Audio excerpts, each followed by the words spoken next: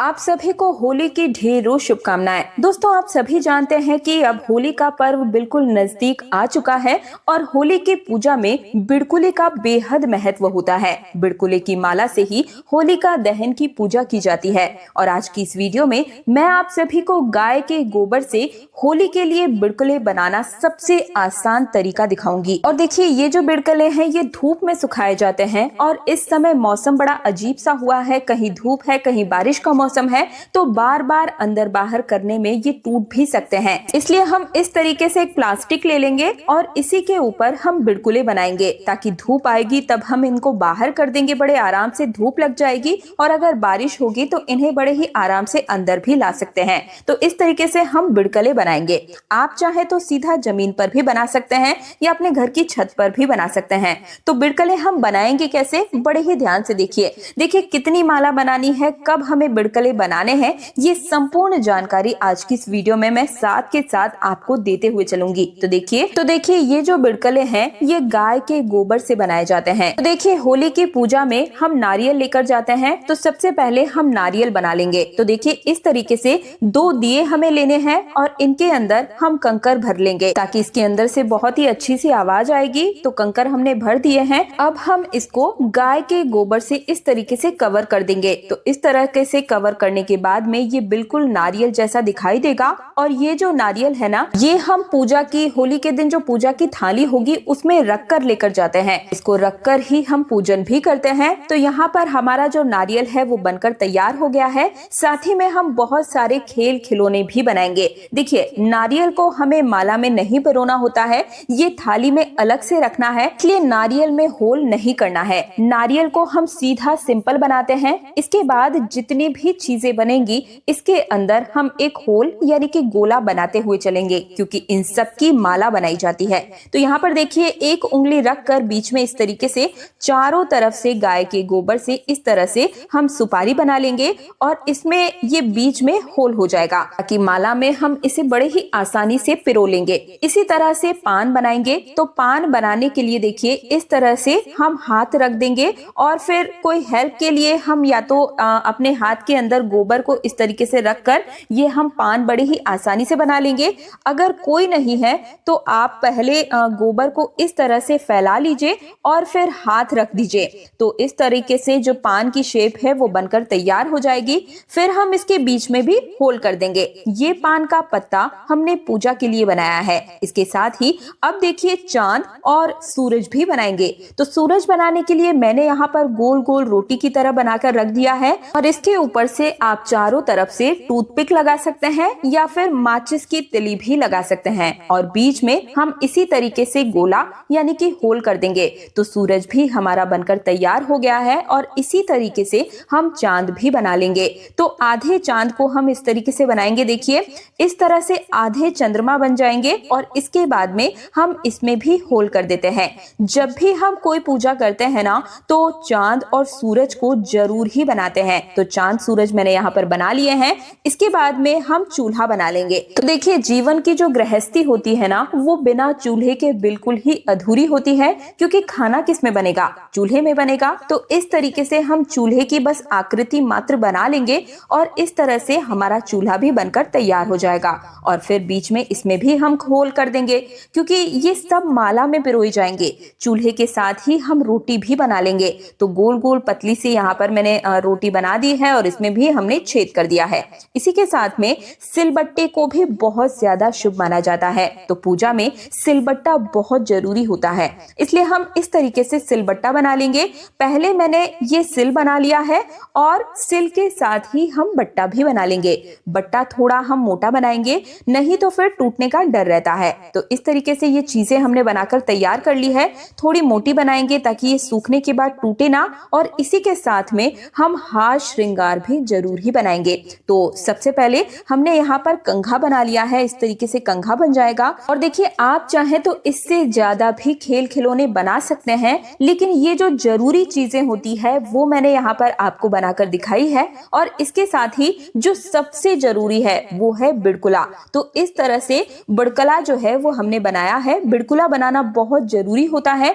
अगर आप कोई भी चीज ना भी बना पाए तो सिर्फ बिड़कुला भी आप इस तरीके से बना सकते सकते हैं। तो देखिए इस तरीके से हमें बिड़कुला बनाना है। इसमें थोड़ा ज्यादा गोबर हम लेंगे ताकि ये टूटे ना या फिर बिरखे ना। इस तरीके से हमारा ये खिलौना भी बनकर तैयार हो जाएगा। तो देखिए इस तरह से गोबर हाथ में लेकर हम गोल गोल पेठे की तरह बना लेंगे और फिर बीच में होल कर देंगे। होल दोनों तरफ होना चाहिए। इस तरीके से बिड़कला हमारा बनकर तैयार हो जाएगा। तो बहुत सारे बिड़कले हमने बना लिए हैं, क्योंकि जब भी हम माला बनाएंगे ना तो बीच बीच में एक ढाल डालेंगे और दोनों तरफ बिड़कले डालेंगे। एक माला में कम से कम 11 बिड़कले जरूर ही होने चाहिए और घर में जितने सदस्य होते हैं ना उतनी माला बनाई जाती है। वैसे तो हर सदस्य के नाम पर एक एक माला बनती है, लेकिन अगर आप ज्यादा माला ना बना पाए तो घर में जितने बच्चे हैं उतनी माला जरूर ही बनाएं। अब देखिए बिड़कले हमने बहुत सारे बना लिए हैं। इसके बाद में हम चक्री बनाएंगे, यानी कि ढाल बनाएंगे। कुछ लोग ढाल बोलते हैं और कुछ लोग इसे चक्री बनाना बोलते हैं। तो यहाँ पर हम बड़ी सी एक रोटी बना लेंगे और फिर उसके चारों तरफ से हम इस तरीके से डिजाइन डाल देंगे। अंदर भी गोल गोल डिजाइन डाल सकते हैं हम, और बाहर की तरफ भी इस तरीके से हमें होल बनाकर तैयार करना है। तो माला ऐसे बनेगी जैसे पेंडेंट डाले जाते हैं ना, पेंडेंट की जगह पर ये चक्री डाल दी जाएगी, यानी कि ढाल जो है इसे डाला जाएगा। दोनों तरफ से बिड़कले लग जाएंगे। इस तरह से रस्सी में हम माला बना लेंगे। होली के दिन इस तरह की ढाल बन जाती है, यानी कि माला बन जाती है। आप ये गोल वाला जो डिजाइन है वो भी डाल सकते हैं, या आप चाहें तो देखिए अलग अलग तरीके से कुछ भी बना सकते हैं। गोल गोल रोटी से भी आप बना सकते हैं और बीच में होल भी कर सकते हैं। चारों तरफ से किनारों पर इसे भी लगाया जा सकता है और बीच में लाइनें लगा देंगे।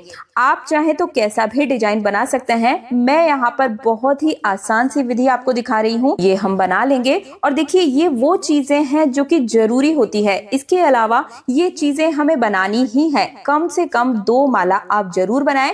इसके अलावा कुछ लोग तो यहाँ पर होली में माता भी बनाते हैं। तो अगर आपके यहाँ पर होली माता बनाई जाती है तो होली माता भी हम बना लेंगे। अब देखिए होली माता हम कैसे बनाएंगे। इस तरह से देखिए एक ही जगह पर हम गोबर ले लेंगे और इसको हम सभी लेडीज, यानी कि जितनी भी औरत होती है, औरत की आकृति से हमें इस तरीके से बनाना होता है। तो नीचे की तरफ देखिए ये स्कर्ट हमने बना दी है इस तरीके से, और बीच में कमर के लिए थोड़ा सा कट हम लगा देंगे और ऊपर की तरफ इसी में चेहरा यानी कि फेस हम बना देंगे। दोनों तरफ ये हाथ मैंने इस तरीके से बना दिए हैं और नीचे की तरफ हम पैर बना देंगे, क्योंकि अलग अलग ये सारे पार्ट बनाएंगे तो टूटने का डर होता है, इसलिए मैंने इकट्ठे ही बस हल्का सा मतलब निशान इस तरीके से डाल दिया है।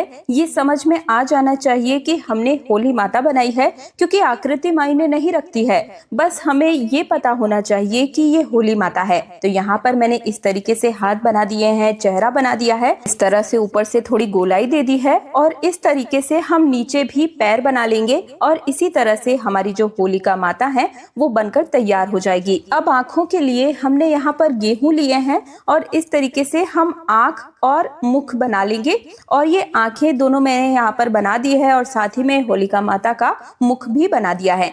इस तरह से हमारी होलिका माता की जो मूर्ति है वो हम बना लेंगे और ये पूरी हो जाएगी। इसके बीच में हम होल बना लेंगे, क्योंकि इसको भी हम माला में डालेंगे। चक्री की तरह ही चक्री की जगह पर हम एक माला होलिका माता की भी बना लेंगे।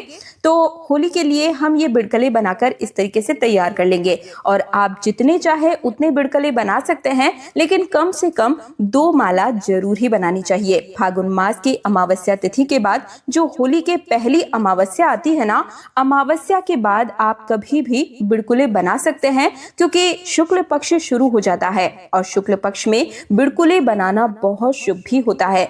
तो अभी आप जल्दी जल्दी से बिड़कुले बना लीजिए ताकि होली तक ये सभी आराम से सूख जाए। और हाँ, अगर आप ज्यादा चीजें ना भी बना पाए, आप चाहें तो सिर्फ 11 बिड़कले भी बनाकर माला बना सकते हैं। कम से कम 2 माला जरूर बनाएं, एक होलिका माता के लिए और एक बासों के लिए बनाई जाती है। तो आजकल ये बिल्कुल जो माला है ये मार्केट में बनी बनाई भी मिल जाएगी, लेकिन जहां तक हो सके पूजा के लिए जो चीजें होती है वो हमें अपने हाथों से ही बनानी चाहिए, क्योंकि हाथों से जो हम चीजें बनाते हैं ना उसमें हमारी भावनाएं ज्यादा जुड़ी हुई होती है। तो हो सके तो अपने हाथों से बनाएं, लेकिन अगर कोई मजबूरी है तो आप मार्केट से बने बनाए बिड़कली की माला भी ला सकते हैं। और देखिए, जब ये सूख जाए तो इन्हें एक बार हम उल्टी तरफ से भी पलट देंगे उसके बाद में, ताकि इनके हर तरफ से कोने कोने में धूप लग जाए और ये अच्छे तरीके से सूख जाए। तो 2-3 दिन में ये बड़े ही आराम से अच्छी तरीके से सूख जाएगी और फिर हम बाद में इसकी बैठ करके माला बनाकर तैयार कर सकते हैं। तो बड़े ही आराम से आप सभी बिड़कली की माला बनाकर तैयार कर लीजिए।